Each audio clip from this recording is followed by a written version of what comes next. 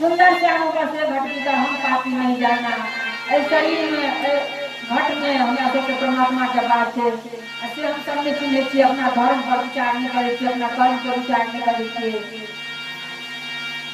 एक सराय में 5 बिठौना, इस शरीर में एक सराय में 5 तक के शरीर के हमरा सबके ते देख मन हमरा सबके लग चाहिए। लेकिन अंत में तो पीड़ा भर जाए थे। सतगुरु द्वारा जो हमरा सबके ज्ञान भेटे थे तकर अमल नहीं करे थे। इस संसार से एक दिन तो सबके जाए थे, काहे सभी को जाना है कचरिया उनके चलैया। तो कहते हैं क्या लेकर तू आए बंदे, क्या लेकर के जाओगे, मुट्ठी बांधे आए जग के हाथ पसारे जाओगे। इस संसार से तो हाथ पसार कर ले, लेकिन कर्जा के परमात्मा से लगाए थे तकर हम सब कोनो उपाय नहीं करे थे। माटी के तनमा माटिया में मिलता किया करे छुआ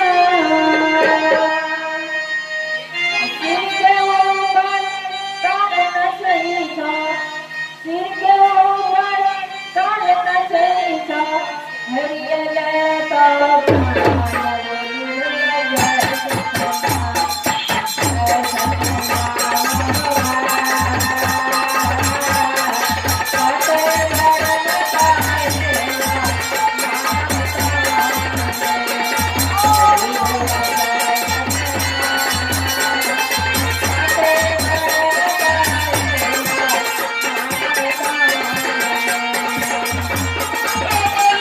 तो जय सत्य